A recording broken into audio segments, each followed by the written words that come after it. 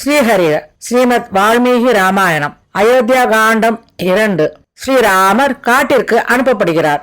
அதன் பிறகு தசரதரும் கௌசல்யாவும் மிகவும் துயரத்தில் ஆழ்ந்து பேசிக்கொண்டு இருக்கிறார்கள். தசரதர் தான் முன்பு செய்த ஒரு பாவச் செயலை கௌசல்யிடம் கூறுகிறார். அதாவது ஒளியை கேட்டு அந்த ஒளி வரும் திசையை நோக்கி அம்பு எய்து அந்த ஒளியை உண்டாக்கிய மிருகத்தை கொள்வதில் மிகவும் நிபுணர் என்று பெயர் பெற்றவர் தசரதர். அவர் இளமை பருவத்தில் இந்த ஒரு ஆற்றலால் அறியாமல் செய்த ஒரு பாவத்தை பற்றி கௌசல்யிடம் கூறிக்கொண்டிருக்கிறார். அவர் ஒரு முனி குமாரன் தன்னுடைய தாய் தந்தையருக்காக சரையு நதியில் தண்ணீர் எடுக்கும் பொழுது அந்த குடம் தண்ணீரில் மூழ்கி எழுப்பும் ஒளியை கேட்டு யானை தண்ணீர் குடிக்கின்றது என்று நினைத்து தூரத்தில் இருந்து அம்பெய்து கொன்று விடுகிறார். அந்த முனிகுமாரன் தன்னுடைய தாய் தந்தையர் இருவரும் கண் இல்லாதவர்கள் என்றும் மிகவும் முதியவர்கள் என்றும் அவர்கள் தாகத்தால் கஷ்டப்படுகிறார்கள் என்றும் அரசனிடம் கூறிவிட்டு அவர்களை சந்தித்து தன்னுடைய இறப்பை கூறுமாறு மன்னரிடம் கேட்டுவிட்டு உயிரை விடுகிறான்.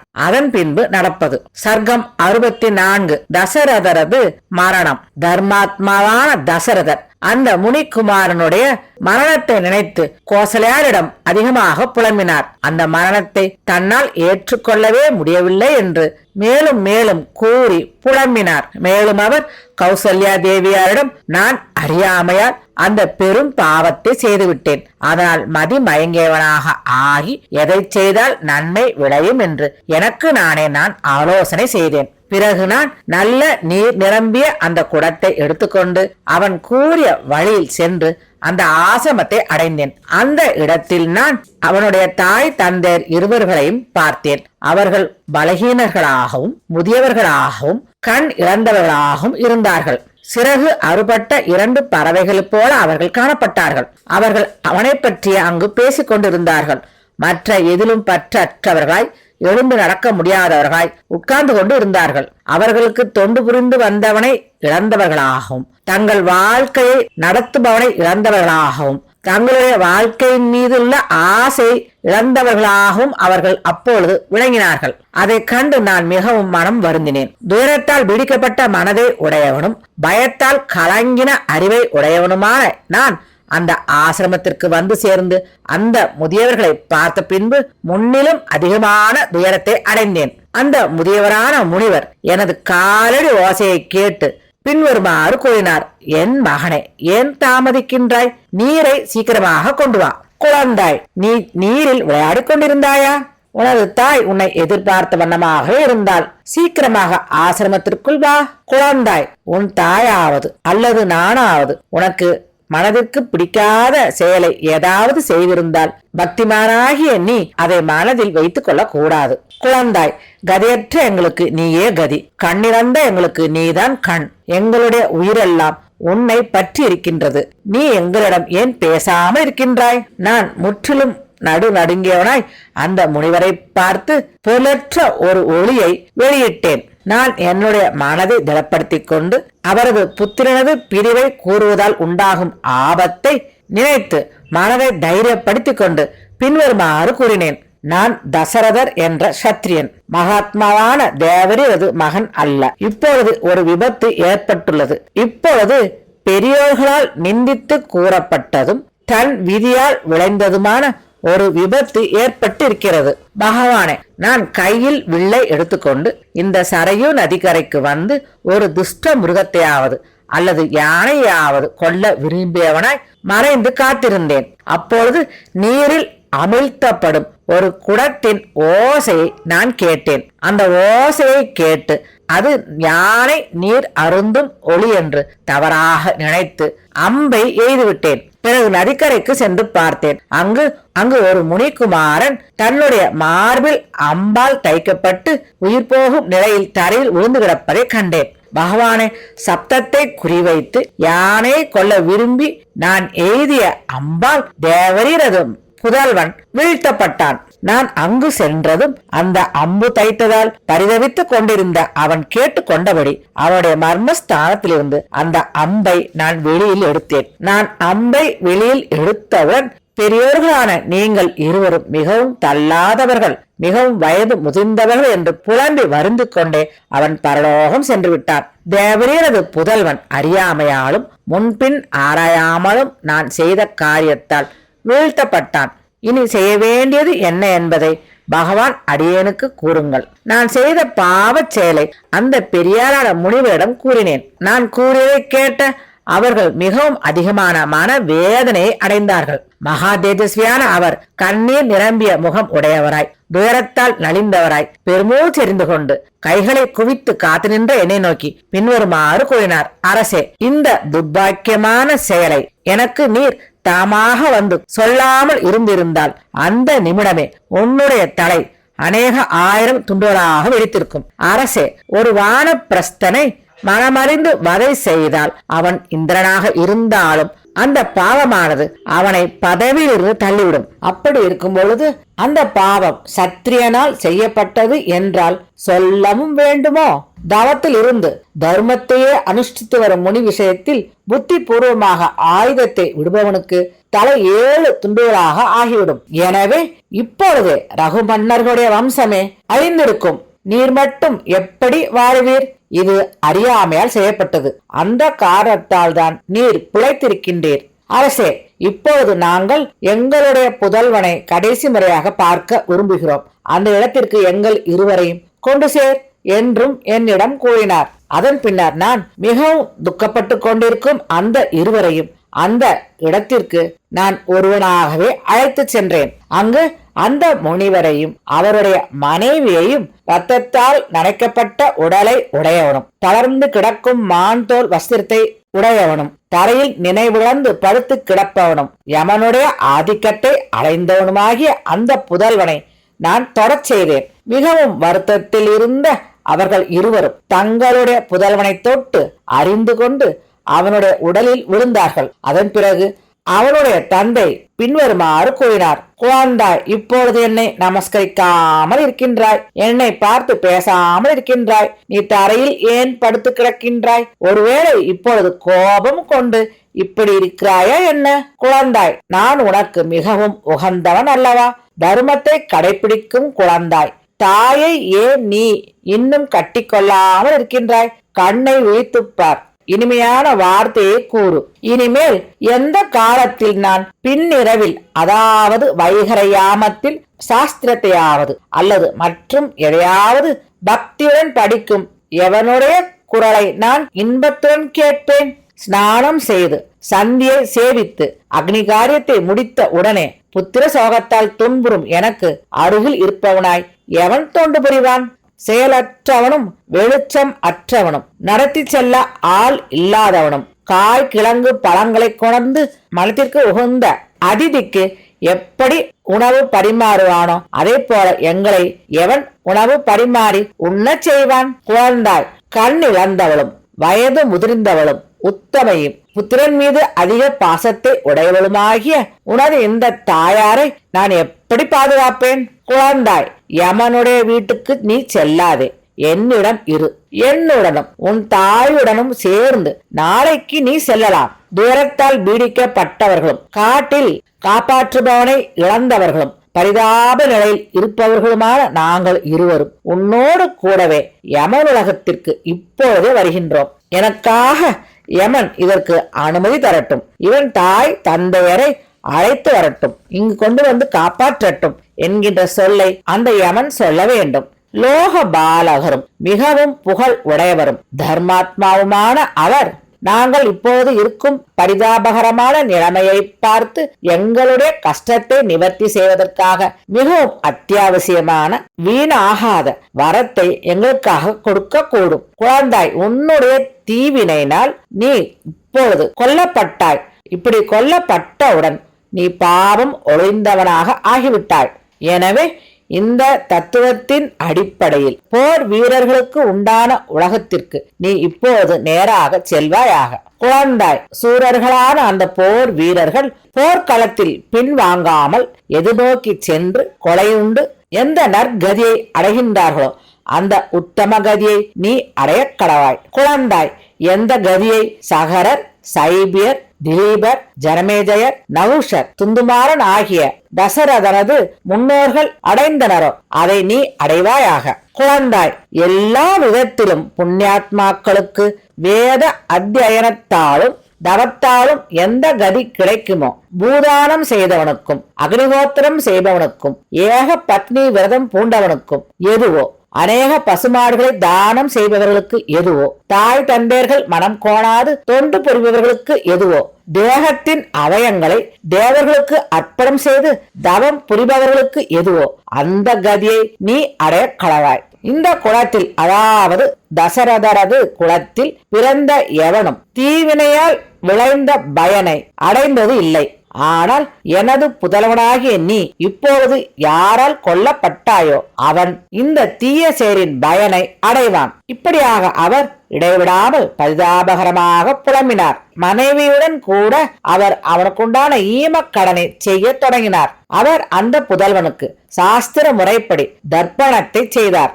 அந்த தர்மவானாகிய முனிகுமாரன் தன்னுடைய நல் வினைகளால் தேவ சரீரத்துடன் இந்திரனோடு கூட உடனே ஸ்வர்க்கத்திற்கு சென்றான். இந்திரனுடன் இருந்த முனிகுமாரன் வயது முதிர்ந்த அவர்களுக்கு முகமன் கூறினான். ஒரு முகூர்த்த காலம் தாய் தந்தையர் இருவரையும் அவன் தேற்றினான். பிறகு பின்வரும் வார்த்தையை கூறினான். உங்கள் இருவருக்கும் தொண்டு புரிந்ததால் உத்தம பதவியை நான் அடைந்தேன். நீங்கள் இருவரும் எனது நிலையை சீக்கிரத்திலேயே அடைவீர்கள். ஜிதேந்திரியனான அந்த முனிகுமாரன் இப்படி சொன்னவுடன் தெய்வ அழகுடன் விளங்கும் விமானத்தோடு சொர்க்கத்தை அடைந்தான். மகா தேஜஸ்வியான அந்த முனிவர் மனைவியுடன் சேர்ந்து விரைவாக ஈம கடன்களை முடித்தார். பிறகு கைகளை கூப்பி வணங்கி காத்து நின்ற என்னை நோக்கி பின்வருமாறு கூறினார். அரசே, இப்பொழுதே என்னை கொல்லுங்கள். நீர் ஒரே புதல்வனை உடைய என்னை புதல்வன் இழந்தவனாக ஒரு அம்பினால் செய்துவிட்டீர்.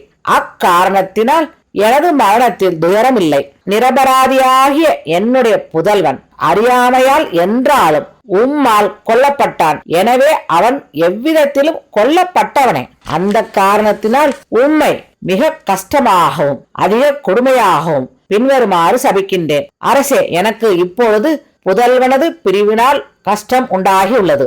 எனவே நீ புத்திர சோகத்தால் யமனை அடைவாயாக. அரசே, சத்திரியனாகிய உன்னால் தவசியாகிய என் மகன் அறியாமையால் ஆலோசனையின்றி கொல்லப்பட்டான். உன்னை பிரம்மஹத்தி தோஷமானது அணுகாது. ஒருவன் தட்சிணை கொடுத்தால் அதனுடைய பலன் உடனே அவனுக்கு கிடைக்கும். அதை போலவே உயிரை மாய்க்கின்ற இந்த கொடிய பாவத்தை செய்த உனக்கு அதனுடைய பலன் விரைவாகவே உன்னை அடையும். இப்படி என்னை பார்த்து சாபத்தை கொடுத்துவிட்டு பரிதாபமாக பலவாறாக புலம்பி அவர்களும் சிதையில் ஏறி உடனே பரலோகத்திற்கு சென்றனர். தேவி, இப்பொழுது எனக்கு அந்த சம்பவம் நினைவிற்கு வந்துவிட்டது.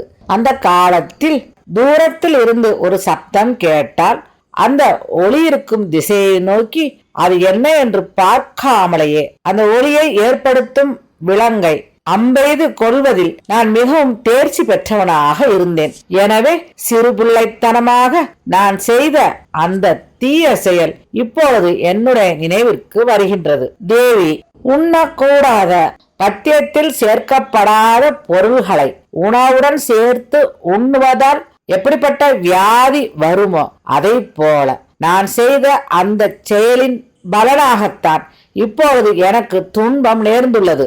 உத்தமியே, சத்திய சிலராகிய அந்த முனிவருடைய சாப மொழியானது என்னை வந்து அடைந்தது என்று கூறி அந்த அரசர் உடல் நடுங்கியவராய் அழுது கொண்டு மேலும் தன்னுடைய மனைவியை பார்த்து பின்வருமாறு கூறினார். கோசலையே, புத்திர சோகத்தால் இப்பொழுது நான் உயிரை விடுகிறேன்.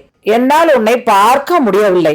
என்னை நன்றாக தடவி கொடுப்பாயாக. யமலோகத்தை அடைந்த மானிடர்கள் இங்கு யாரையும் காண முடியாது. எனவே ராமன் இப்பொழுது ஒரு முறை என் முன் வந்தான் என்றால் அல்லது என்னிடம் பேசினான் என்றால் என்னுடைய பொருளையும் இளவரசு பட்டத்தையும் அவனுக்கு கொடுத்து விடுவேன். இதுவே என்னுடைய முடிவாகும். தேவி, ராமன் விஷயத்தில் நான் செய்தது எனக்கு பிடித்தமானது அல்ல. ஆனால் எனக்காக ராமன் என்ன செய்தானோ அது அவனுக்கே உரியதாகும். இந்த உலகில் புத்தியுள்ள எவன்தான் தன்னுடைய புதல்வன் கெட்ட நடத்தை உடையவனாக இருந்தாலும் அவனை விளக்குவானா? தந்தை ஒரு புதல்வனை துரத்திவிட்டால் அந்த புதல்வன் தன்னுடைய தந்தையை வெறுக்காமல் இருப்பானா? கோசலையே, உன்னை என்னுடைய கண்களால் பார்க்க முடியவில்லை. எனக்கு அறிவு அழிகிறது. யமனுடைய தூதர்கள் இதோ என்னிடம் இருக்கிறார்கள். அவர்கள் என்னை விரைவாக வர சொல்கிறார்கள். நான் உயிர் போகும் இந்த சமயத்தில் தர்மம் அறிந்தவனும் வீண் போகாத பராக்கிரம் உடையவனுமாகிய ராமனை என்னுடைய கண்களால் பார்க்க முடியாமல் இருக்கின்றேன். இதைவிட மேலான கஷ்டம் எனதான் இருக்கின்றது. ஒப்புயர்வற்ற செயலை உடைய அந்த புத்திரனை பார்க்காததால் விளைந்த சோகமானது. சிறிதளவு உள்ள நீர் வெயிலால் எப்படி உறிஞ்சப்படுகிறதோ அதை போல என்னுடைய உயிரை உறிஞ்சுகிறது. யார் ராமனது அழகிய சுப குண்டலங்களையுடைய முகத்தை 15வது வருடம் திரும்பவும் காண்பார்களோ அவர்கள் மானிடர்கள் அல்ல, தேவர்களே ஆகும். மனோகரமாய் விளங்கும் உத்தமையே, கொடுத்து வைத்தவர்கள்தான் தாமரை இதழ் போன்ற கண்களை உடையதும் அழகிய பற்களை உடையதும் சுந்தரமான மூக்கை உடையதும் சந்திரனை போன்ற ராமனது முகத்தை பார்க்க போகின்றார்கள். சரத்காலத்திய சந்திரனுக்கும் மலர்ந்த தாமரை புஷ்பத்திற்கும் சமமானதும் நறுமணம் கமழ்வதுமாகிய எனது நாதனது அந்த முகத்தை கொடுத்து வைத்தவர்கள்தான் பார்க்க போகின்றார்கள். ஒருவன் தன்னுடைய சுய இடத்தை அடைந்த சுக்கிரனால் மிகவும் அதிகமான சுகத்தை அடைவான். அவன் மிகவும் பாக்கியசாலி ஆகும். அதை போல வனவாசத்தை முழுவதுமாக முடித்து அயோத்திக்கு திரும்பி வந்த ராமனை காண்பவர்கள் மிகவும் பாக்கியசாலிகள் ஆகும். அதே போல வனவாசத்தை முற்றிலுமாக முடித்து திரும்பி வந்த ராமனை அதிகமான பாக்கியம் செய்தவர்களே காண்பார்கள். கோசலையே, மனமறிந்து செய்த இந்த பிழையினால் எனது மனம் முற்றிலும் ஒடுங்குகிறது. என்னுடைய இந்திரியங்கள் சப்தம், ஸ்பரிசம், சுவை இவைகளை உணரும் சக்தியை இழந்துவிட்டன. என்னுடைய பஞ்சேந்திரியங்கள் எல்லாமும் எண்ணில்லாத தீபத்தை அடைந்த கிரணங்கள் எப்படியோ அதை போலவே மன அழிவு ஒன்றாலேயே ஒடுங்குகின்றன. தானாக விளைந்த இந்த சோகமானது நாதன் அற்றவனும் அறிவிழந்தவனுமான என்னை நதியின் வேகம் கரையை எப்படி அழிக்கின்றதோ அதே போல தீவிரமாக ஒழிக்கின்றது. நீண்ட புஜங்களை உடைய ராமா, எனது மனக்குறையை தீர்ப்பவனே, தந்தை சொல்லை கடக்காதவனே, எனது நாதனே, என் புதல்வனே, பக்கத்தில் இல்லாமல் சென்று விட்டாயே. கோசலையே, பக்தி கொண்ட சுமத்திரையே, எனக்கு பகையாளியாகவும் ஈவு இரக்கம் அற்றவளாகவும் குலத்தை கெடுக்க வந்தவளுமாகிய கைகேயி நான் சாகின்றேன். ஸ்ரீராமருடைய தாய்க்கும் சுமத்திரைக்கும் முன்னிலையில் மேற்கண்ட விதமாக புலம்பிக் கொண்டே தசரத சக்கரவர்த்தியார் தன்னுடைய வாழ்நாளின் முடிவை அடைந்தார். சத்தியசிவராய சக்கரவர்த்தியார் பெறுவதற்கு அரிய புதல்வனுடைய வனவாசத்தினால் மிகவும் துயரத்தை அடைந்து மிகவும் கஷ்டப்பட்டு மேற்கண்டவாறு இரக்கத்துக்கு உடைய சொற்களை சொல்லி புலம்பிக் கொண்டே நடு இரவுக்கு பின்பு தன்னுடைய பிராணனை விட்டார். சர்க்கம் 65. அந்தப்புற ஸ்திரீகளின் அழுகை. இரவு கழிந்து மறுநாள் சூரிய உதயத்தில் வந்திகள் அரச மாளிகைக்கு வந்து சேர்ந்தார்கள். நாகரிகமான ஆடை ஆபரணங்களை அணிந்த சூதர்களும் நல்ல புகழ் படைத்த மாகதர்களும் ஸ்துதிகளின் நிபுணர்களாகிய காயகர்களும் தனித்தனியாக பாடினார்கள். சக்கரவர்த்தியாருக்கு உரத்த குரலில் ஆசி கூறி ஸ்தோத்திரம் செய்த அவர்களுடைய புகழும் சத்தமானது மாளிகை முற்றிலுமாக பரவி ஒலித்தது. அந்த சமயம் புண்ணிய கதைகளை சொல்லி ஸ்துதிக்கும் அந்த வண்டிகளுக்கு தாளம் போடுபவர்கள் தாளங்களை போட்டார்கள். அந்த ஒலிகளை கேட்ட அரண்மனையில் இருந்த மரங்களிலும் கூடுகளிலும் இருந்த பறவைகள் கண்களை விழித்து கூவின. அவர்கள் கூறிய புண்ணிய கீர்த்தனங்களும் வீணைகளுடைய தொனிகளும் ஆசீர்வாத மொழிகளை கூறி பாடிய பாடல்களும் அந்த மாளிகை முழுவதும் நிரம்பியது. அந்த சமயம் புண்ணிய அனுஷ்டானம் உடையவர்களும் குற்றவாளிகளில் நிபுணர்களுமான ஸ்திரீகளும் அலிகளும் வழக்கம் போல அங்கு வந்து சேர்ந்தார்கள். ஸ்நான முறைகளை, அதாவது குளிக்கும் முறைகளை நன்கு உணர்ந்தவர்கள் தங்க குடங்களில் செஞ்சந்தனம் கலந்த நீரை எடுத்துக்கொண்டு சரியான முறையிலும் சரியான காலத்திலும் அங்கு வந்து சேர்ந்தார்கள். அதை போலவே பெண்கள் மங்களகரமாக தேய்த்து கொள்ள வேண்டிய சாமான்களையும் சிற்றுண்டிகளையும் ஔஷத வகைகளையும் கொண்டு வந்தார்கள். அவர்கள் கொண்டு வந்த அந்த பொருள்கள் எல்லாம் முறைப்படி சரியாக நல்ல நேர்த்தியுடன் விளங்கின. அவர்கள் எல்லோரும் சூரிய உதயத்துக்காக மிகவும் ஆவலுடன் காத்திருந்தார்கள். நேரமாகின்றதே என்று அவர்கள் சிறிது சந்தேகத்தை அடைந்து காத்து நின்றார்கள். அந்த சமயம் அயோத்தி மன்னரது படுக்கைக்கு அருகாமலிருந்த மனைவிமார்கள் எல்லோரும் அங்கு வந்து கணவரை எழுப்பினார்கள். புகழ்பெற்ற அனுஷ்டானமுடைய அவர்கள் அந்த சமயம் படுக்கையை மரியாதையாகவும் சரியாகவும் தட்டி பார்த்தும் விஷயம் என்ன என்பதை அறிந்து கொள்ளவில்லை. சக்கரவர்த்தியார் படுத்திருந்த முறையை பார்த்து அவர்களுடைய மனைவிமார்கள் சிறிது சந்தேகத்தை அடைந்து உள்ளம் நடுங்கினார்கள். வெள்ளத்திற்கு எதிராக இருக்கும் புற்களின் நுனிகள் எப்படி நடுங்குமோ அதே போல அவர்களுடைய உடல் நடுங்கியது. மிகவும் நடுக்கத்தை அடைந்த அந்த மனைவிமார்கள் சக்கரவர்த்தியாருக்கு அருகில் சென்று பார்த்து துர்பாக்கியம் நேர்ந்து விட்டது என்று சந்தேகத்தை அடைந்தார்கள். கோசலா தேவியாரும் சுமித்ரா தேவியாரும் புத்திர சோகத்தில் முற்றிலும் மூழ்கி இருந்ததால் தூங்கி அவர்கள் கண் விழிக்கவே இல்லை.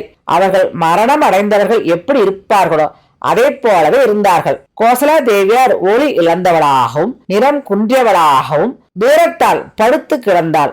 மேலும் அவள் திமிரம் என்னும் நோயால் பீடிக்கப்பட்டு குன்றிய தாரகை போல், அதாவது நட்சத்திரத்தை போல் ஒளி இழந்து கிடந்தாள். சக்கரவர்த்தியாருக்கு அடுத்தாற்போல் கோசலா தேவியாரும் அவளுக்கு அடுத்தாற்போல் இந்த சுமித்ரா தேவி ஆகியவர்கள் சோக கண்ணீரால் வாடிய முகம் உடையவர்களாக இருந்தார்கள். சக்கரவர்த்தியார் தூங்கிக் கொண்டே உயிர் இழந்ததையும் தேவிமார்கள் இருவரும் தூங்கிக் கொண்டிருப்பதையும் அந்த புறத்து ஜனங்கள் கவனித்தார்கள். அவர்களுடைய உள்ளம் துடித்தது. மிகவும் துயரப்பட்ட அந்த உத்தம ஸ்ரீகள் காட்டில் இடத்தை விட்டு வெளிக்கிளம்பிய ஆண் யானைகளுடைய பெண் யானைகளைப் போல பெருங்குரலிட்டு அழுதார்கள்.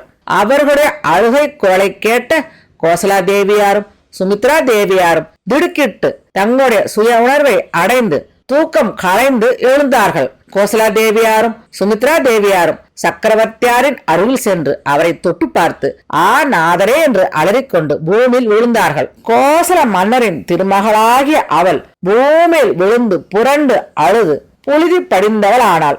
அதனால் அவள் ஆகாசத்திலிருந்து நழுவி விழுந்த நட்சத்திரத்தை போல ஒளியற்று இருந்தாள். மனைவிமார்கள் எல்லோரும் சக்கரவர்த்தியார் இறந்ததையும் பெண் யானையை போன்ற கோசலா தேவியார் தரையில் விழுந்து கிடப்பதையும் கண்டு அவள் எல்லா விதத்திலும் நாசத்தை அடைந்தாள் என்று எண்ணினார்கள். கைகேயினுடன் இருந்த அந்த மனைவிமார்கள் எல்லோரும் சோகத்தால் பரிதபித்து அழுது கொண்டு மெய் மறந்து தரையில் வீழ்ந்தார்கள். அவர்களுடைய பெருத்த அழுகை சத்தம் எங்கும் எதிரொலித்தது. அது அந்த மாளிகை முழுவதும் வியாபித்தது. மரணத்தை அடைந்த சக்கரவர்த்தியாருடைய திருமாளிகை மனவேதனையுற்ற ஜனங்களால் நிரம்பியது. அந்த ஜனங்கள் முற்றிலும் திகிலடைந்து கலக்கமுற்றவர்களாக இருந்தார்கள். சக்கரவர்த்தியாரது திருமாளிகையானது பலத்த அழுகை உடையதாகவும் மனவேதனையால் பீடிக்கப்பட்ட பந்துக்களை உடையதாகவும் உற்சாகத்தை ஒளிந்ததாகவும் பாலடைந்த தோற்றத்தை உடையதாகவும் பரிதவிக்க தகுந்ததாகவும் இருந்தது. புகழ்பெற்ற சக்கரவர்த்திகள் உத்தமரான அவர் நாதன் அற்றவர் போல இறந்ததை அறிந்த அவருடைய மனைவிமார்கள் அந்த படுக்கையை சூழ்ந்து கொண்டு இரு கைகளையும் பிசைந்து கொண்டு மிகவும் துயருற்றவளாக ஆகி அழுது கொண்டு மிகவும் மனமுருகும் வண்ணம் புலம்பினார்கள்.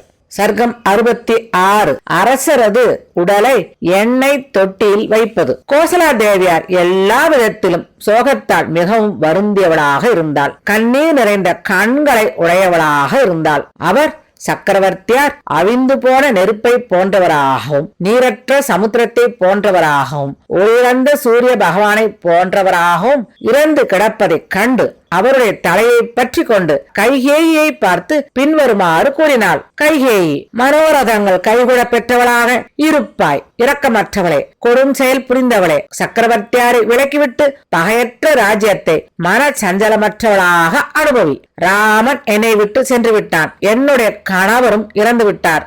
பயனிழந்த வாழ்க்கையை வைத்துக் கொண்டு மிகவும் கஷ்ட தசையில் நான் உயிர் வாழ்வதற்கு எல்லா அளவும் விரும்பவில்லை.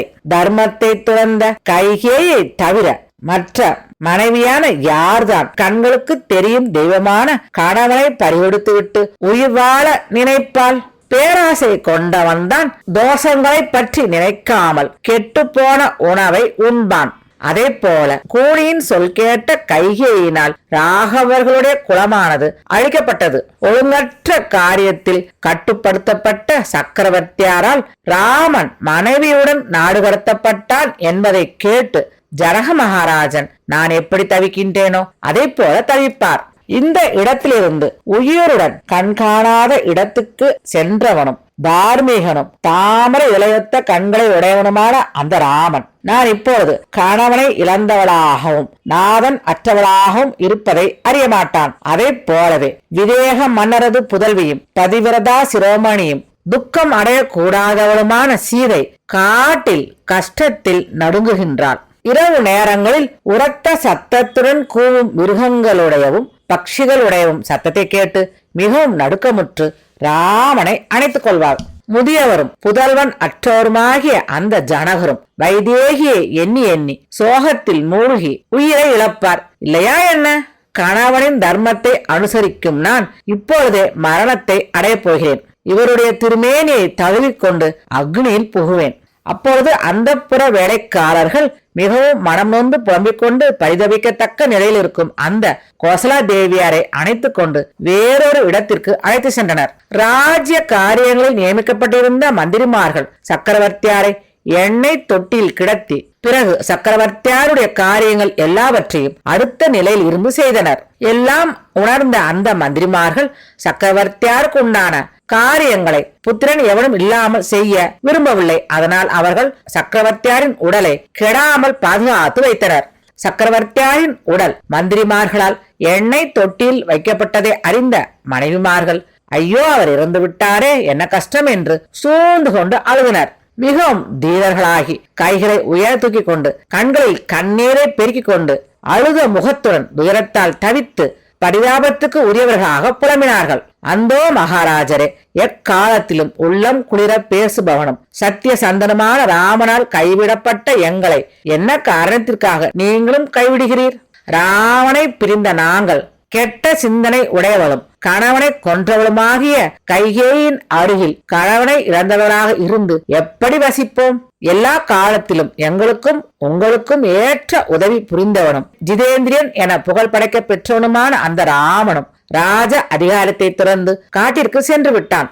நாங்கள் தேவரீரான உம்மிடமிருந்தும் தர்ம வீரனாகிய ராமனிடமிருந்தும் பிரிக்கப்பட்டு கலங்கிய மனத்தை உடையவராக ஆகி கைகேயினாலும் இகழப்பட்டவர்களாக இங்கு எப்படி காலம் கழிப்போம்? யாரால் சக்கரவர்த்தியாரும் ராமனும் மகா சாமர்த்தியசாலியான லக்ஷ்மணனும் சீதையுடன் கூடவே திரஸ்கரிக்கப்பட்டார்களோ அவள் வேறு யாரைத்தான் துறக்க மாட்டாள்? தசரதருடைய உத்தம மனைவிகள் அதிக கண்ணீராலும் சோகத்தாலும் பீடிக்கப்பட்டவர்களாக உற்சாகம் ஒளிந்தவர்களாக துடித்தார்கள். மகாத்மாவாகிய சக்கரவர்த்தியை பிரிந்த அந்த அயோத்தியா நகர் நட்சத்திரங்கள் இல்லாத இரவு போலவும் கணவனை இழந்த மனைவி போலவும் ஒளியற்று இருந்தது.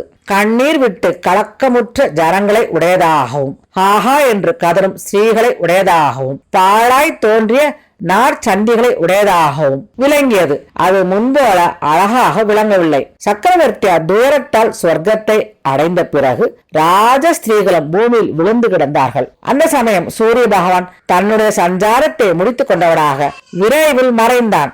இரவு தன்னுடைய சஞ்சாரத்தை ஆரம்பித்தது. புத்திரன் ஒருவனும் அருகில் இல்லாமல் சக்கரவர்த்தியாருக்கு உண்டான தகன காரியங்களை செய்யக்கூடாது என்று சக்கரவர்த்தியாருக்கு வேண்டியவர்கள் ஒன்று கூடி தீர்மானித்து எண்ணவும் முடியாத தோற்றத்தை உடைய சக்கரவர்த்தியாரை அந்த சயன கோலத்திலேயே பாதுகாப்பாக வைத்தார்கள். நகரமானது மகாத்மாவான தசரதரை பிரிந்தது. அதனால் சூரிய பகவான் இல்லாத ஒளியிழந்த ஆகாசம் போலவும் நட்சத்திர கணங்கள் இல்லாத இரவு போலவும் அல்லோகப்பட்டிருக்கும் நாற்சந்திகளை உடையதாக கண்ணீரால் தத்தளிக்கிறதாகவும் ஒளியற்று இருந்தது. நகரில் இருந்த புருஷர்களும் ஸ்திரீகளும் கூட்டம் கூட்டமாக கூடி சக்கரவர்த்தியாரின் மரண விஷயத்தில் பரதனது தாயாரையே தூற்றிக் கொண்டு வருந்தியவர்களாக இருந்தார்கள். அவர்கள் உறங்கவே இல்லை. சர்க்கம் 67 அரசன் இல்லாததால் ஏற்படும் கெடுதியை சொல்வது. அயோத்தியின் அந்த இரவு மிகவும் நீண்டதாக இருந்தது. உற்சாகம் இழந்ததாக விளங்கியது. கண்ணீருடன் கதறுவதால் ஏற்பட்ட கம்மிய தொண்டையை உடைய ஜனங்களால் அல்லோகலப்படுவதாக இருந்தது. இப்படியாக அந்த இரவு கழிந்தது. சூரிய உதயத்திலேயே ராஜதந்திரிகளும் அந்தாளர்களும் ஒன்று கூடி சபா மண்டபத்தை அடைந்தார்கள். அங்கு மார்க்கண்டேயரும் மௌத்கல்யரும் வாமதேவரும் காஷ்யபரும் காத்தியாயனரும் கௌதமரும் மிக புகழ்பெற்ற ஜாபாலியும் ஆகிய அந்தணர்கள் ஒன்று கூடினார்கள். மந்திரிமார்களும் அங்கு ஒன்று கூடினார்கள். அவர்கள் உத்தமரும் ராஜகுருவுமாகிய வசிஷ்டரையே தலைமையாக கொண்டு பின்வரும் சொற்களை கூறினார்கள். சக்கரவர்த்தியார் புத்திர சோகத்தினால் மரணத்தை அடைந்ததால் நமக்கு இந்த இரவு 100 வருஷங்களுக்கு சமமாக மிகவும் கஷ்டமாக கழிந்தது. சக்கரவர்த்தியாரோ மரணத்தை அடைந்து விட்டார். ஸ்ரீராமரும் காட்டை அடைந்து விட்டார். ஸ்ரீராமரோடு கூடவே தேஜஸ்வியார லக்ஷ்மணரும் போய்விட்டார். ஜெயசாலிகளாகிய பரதன் சத்ருகன் ஆகிய இருவரும் கேகய நாடுகளிலுள்ள ராஜகிரகம் என்கின்ற நகரில் அழகிய மாதாவின் தந்தையின் திருமாளிகையில் இருக்கின்றார்கள். இந்த இடத்தில் இப்பொழுது இஷ்வாகு வம்சத்தில் இருக்கும் ஒருவன் மன்னராக நியமிக்கப்பட வேண்டும். ஏனெனில் நமது ராஜ்யமானது அரசன் இல்லாததாக ஆனால் அழிவை அடைந்துவிடும். அரசன் இல்லாத நாட்டில் மின்னலுடன் கூடிய கர்ஜிக்கும் மேகம் தேவையுள்ள அளவு நீரால் பூமியை நனைக்காது. அரசனற்ற நாட்டில் கைப்பிடி விதையும் இறைக்கப்பட மாட்டாது. அரசன் இல்லாததால் தந்தையின் மனம் கோணாமல் நடப்பதில் புதல்வன் அக்கறை கொள்ள மாட்டான். மனைவியும் அப்படியே. இது மட்டுமல்லாமல் பல ஆபத்தும் இருக்கின்றது. அரசன் இல்லாததால் அவரவர்களுக்கு உரிய பொருள் அவரவர்களுக்கு கிடைக்காது. அரசன் இல்லாததால் தர்ம பத்தினியும் கிடையாது. அரசன் இல்லாததால் மன திருப்தி என்பது எப்படி கிடைக்கும்? அரசனற்ற நாட்டில் மனிதர்கள் மன திருப்தி கொண்டவர்களாய் நியாய சபையையும் அழகிய பூந்தோட்டங்களையும் சத்திரங்களையும் உண்டாக்க மாட்டார்கள். அரசன் இல்லாத நாட்டில் யாகத்தில் பற்று உடையவர்களும் தீவிர விரத அனுஷ்டானம் உடையவர்களும் ஜிதேந்திரியர்களும் வேத வித்துக்களுமாகிய பிராமணர்கள் யாகங்களை செய்ய மாட்டார்கள். அரசனில்லாத நாட்டில் பிராமணர்கள் யாக கர்த்தாக்களுக்கு பெரிய வேள்விகளில் பொன்னிறைந்த வேண்டிய அளவு தட்சிணைகளை கொடுக்க மாட்டார்கள். அரசனற்ற நாட்டில் நடர்கள் நர்த்தர்களும் நிறைந்த உற்சவங்களும் ராஜ்யத்துக்கு பெருமை விளைவிக்கின்ற சபைகளும் நடக்கப் போவதில்லை. அரசனில்லாத நாட்டில் வழக்கமாய் கதைகளில் பற்று உடையவர்களான கதைகளை இனிமையாக சொல்பவர்களால் கதைகளால் உத்தேசம் கைகூட பெற்றவர்களாய் சந்தோஷிக்கப்பட மாட்டார்கள். அரசனில்லாத நாட்டில் சிறுமிகள் ஆபரணங்களை அணிந்தவர்களாய் சாயங்காலத்தில் ஒன்று கூடி உத்தியான வனங்களில் விளையாட்டாக பொழுதுபோக்க செல்ல மாட்டார்கள். அரசனில்லாத நாட்டில் சிற்றின்ப பிரிய ஜனங்கள் ஸ்திரீகளோடு கூட விரைவாக செல்லும் வாகனங்களில் ஏறிக்கொண்டு காடுகளுக்கு செல்ல மாட்டார்கள். அரசன் இல்லாத நாட்டில் பயிரிடுதல் பசு காத்தல் இவைகளால் பிழைக்கும் தனவான்கள் பாதுகாப்படைந்தவர்களாய் கதவுகளை திறந்து வைத்துக் கொண்டு தூங்க மாட்டார்கள். அரசன் இல்லாத நாட்டில் தண்டங்களை உடையதும் 60 வயது கொண்டதுமான யானைகள் மணிகள் கட்டப்பட்டு ராஜ வீதிகளில் திரிவதில்லை. அரசனற்ற நாட்டில் அம்பு பானம் இவைகளுடைய பயிற்சியால் எப்போதும் பானங்களை எரிபவர்களுடைய டங்கரா துவனி கேட்கப்படுவதில்லை. அரசனற்ற நாட்டில் மிகுந்த விற்பனை பொருளுடன் கூடிய வியாபாரிகள் வழியில் வெகு தூரம் செல்பவர்களாய் பயமின்றி போக மாட்டார்கள். அரசனற்ற நாட்டில் ஜிதேந்திரியனும் தனியாய் இருப்பவனும் மனத்தால் பரமாத்மாவை சிந்திப்பவனும் எங்கு சாயங்காலம் வரும் நேரத்தில் எந்த இடத்தில் இருக்கின்றானோ அந்த இடத்தையே இருப்பிடமாக கொண்டவனுமாகிய தவசி இருப்பதில்லை. அரசனற்ற நாட்டில் கவலையற்ற காலாட்சேபம் நடைபெறாது. அரசனில்லாத சேனையும் போரில் சத்துருக்களை எதிர்த்து நிற்காது.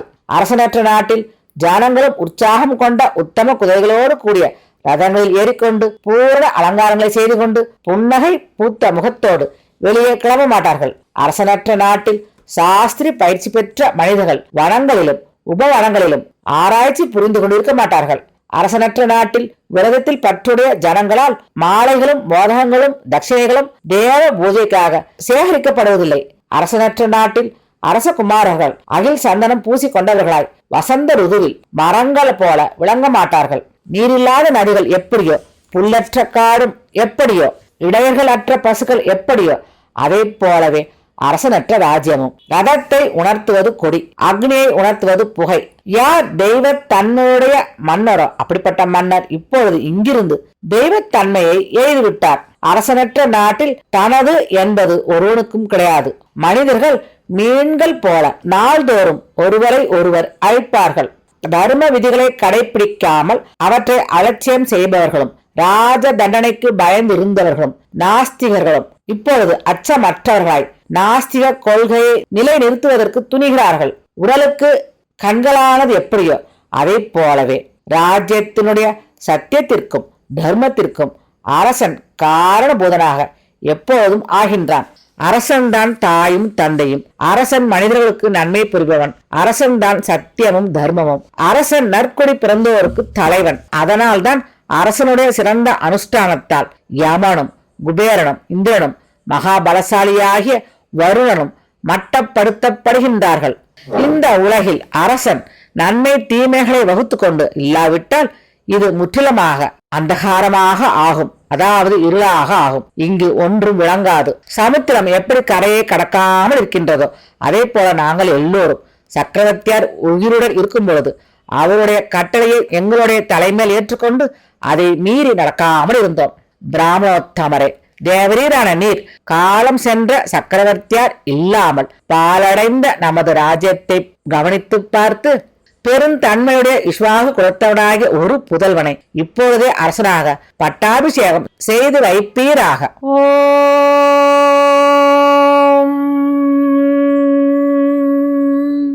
ஸ்ரீ சீதாராமரின் பாதங்களுக்கு நமஸ்காரம். ஸ்ரீ ராமச்சந்திரமூர்த்தியின் பாதார விந்தங்களில் சமர்ப்பணம்.